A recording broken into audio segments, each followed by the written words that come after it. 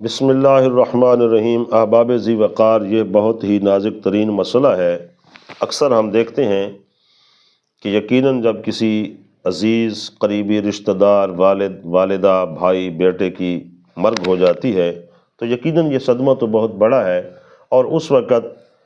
ہم سے کچھ بے صبری کے معاملات صادر ہوتے ہیں، فریاد، واویلا، شکوہ، شکایت، رونا، چلانا، جبکہ اللہ کے نبی صلی اللہ علیہ وسلم کی سنت مبارکہ سے جو عمل ہمیں ملتا ہے، اگر کوئی بندہ صبر کا دامن پکڑتا ہے اور زیادہ سے زیادہ، بے شک جتنی شدت کی تکلیف بھی ہے اس کے باوجود بھی وہ شکوہ زبان پہ نہیں لاتا، واویلا و فریاد نہیں کرتا، بلکہ صبر کا مظاہرہ کرتا ہے، تو اس پر اللہ تبارک و تعالیٰ اس کو اجر کتنا عطا فرماتا ہے۔ حضرت ام سلمہ رضی اللہ تعالیٰ عنہ کی روایت ہے، قالت داخل رسول اللہ صلی اللہ علیہ وسلم ابی سلمہ، حضور حضرت ابو سلمہ کے پاس آئے جب کہ آپ علالت میں تھے، وقد شق بصرہ، کہ آپ کی آنکھیں کھل چکی تھیں، کھلی ہوئی تھیں، فاغمضہ،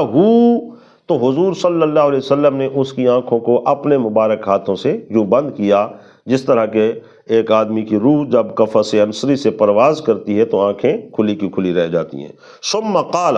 پھر حضور نے ارشاد فرمایا، ان الروح اذا قبض تبعہ البصر،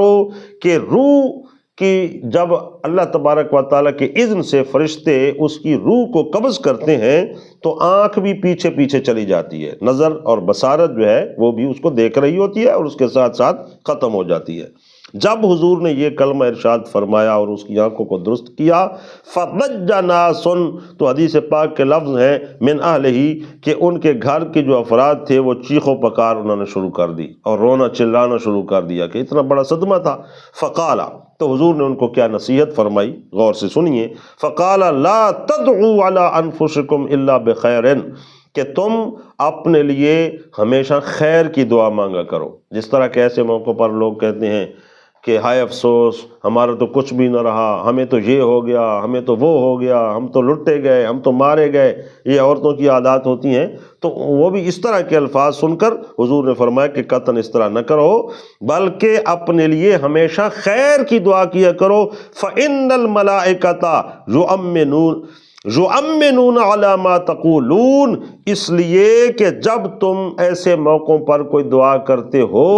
ایک حدیث پاک میں مریض کے پاس جا کر ہے، ایک حدیث پاک میں میت کے پاس جا کر ہے، کہ میت کے پاس اور مریض کے پاس جب بھی کوئی دعا کرو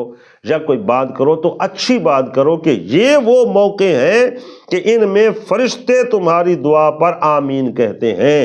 اور فرشتے جس کی دعا پر آمین کہتے ہیں یقیناً اللہ تعالیٰ اس کو شرف قبول عطا فرماتا ہے۔ ثم قال، پھر حضور سید عالم صلی اللہ علیہ وسلم نے یوں دعا ارشاد فرمائی، اللہم اغفر لأبی سلمۃ،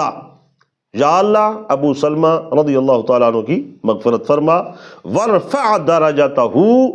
فی المہدیین، اور جو مہدیین صحابہ، ہدایت والے صحابہ ہیں، ان کے اندر ان کے درجے کو بلند فرما، وَأَخْلِفْهُ فِي عَقِبِهِ فِي الْغَابِرِينَ، اور جو ان کے پیچھے رہ جانے والے ہیں ان کو ان کا اچھا بدلہ عطا فرما، وَاغْفِرْ لَنَا وَلَهُ، یا رب العالمین ہماری بھی بخشش فرما اور ان کے لیے بھی بخشش فرما، وَافْسَحْ لَهُ فِي قَبْرِهِ، اور ان کی قبر کو کشادہ فرما، وَنَوِّرْ لَهُ فِيهِ، اور یا رب العالمین اس کی قبر میں قبر کو منور بھی فرما۔ تو حضور نے یہ دعا فرمائی اور اس میں آپ کو مسئلہ بھی سمجھا دیا کہ واویلا، فریاد اور اس طرح کے معاملات کرنا یہ اللہ کی بارگاہ میں محبوب نہیں ہے، پسند نہیں ہے، بلکہ کیا ہے کہ جب اپنے کسی یعنی مریض کے پاس ہو یا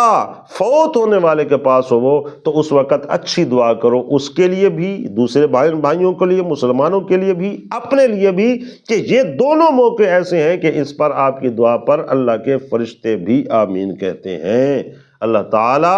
عمل کی توفیق عطا فرمائے۔